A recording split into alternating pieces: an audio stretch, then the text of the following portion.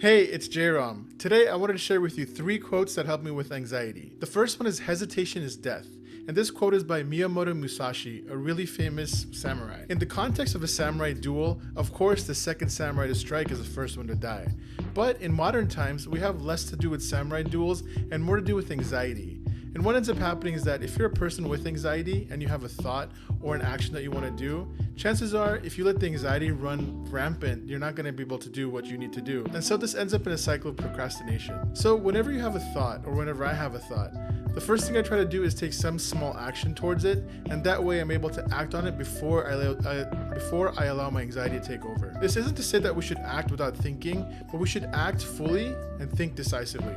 And that's my second quote from the same guy, Miyamoto Mushashi. Think fully and act decisively.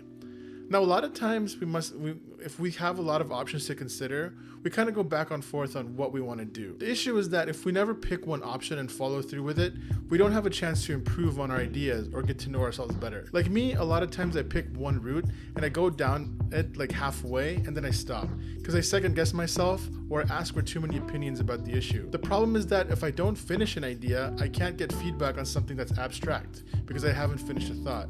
So even if you're wrong about something and you have an idea and you follow through with it, you'll be able to improve on wrong, but you can't improve on nothing. And so that's why it's really important to think fully and act decisively. And my third favorite quote is by Seneca, one of the fathers of Stoicism.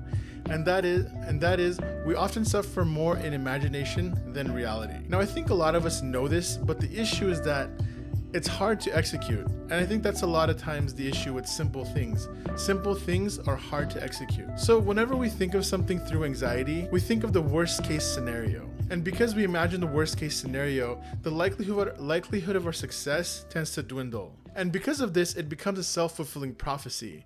If we end up thinking negatively about something before we even start, the negativity is going to create a self-fulfilling prophecy that will allow you to sink. And that's not what we want. Start doing and stop thinking, and it's one of the ultimate motivators for me to kind of get over a writer's block or something that allows me to create and go forth through the anxiety. Bonus quote: be a first-rate version of yourself or a second-rate version of somebody else. This means that when you get the courage to kind of act fully on something that you choose, then you create an individual that is you, something unique to yourself. And there's nobody that has the same lived experience as you do. So what this means is that you can be a first-rate version of that, and that makes you unique.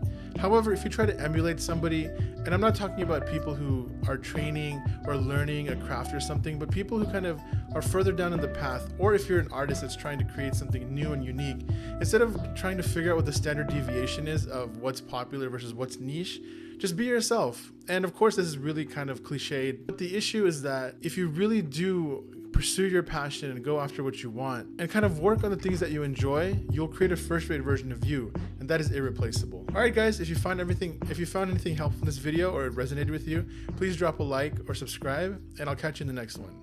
Take care.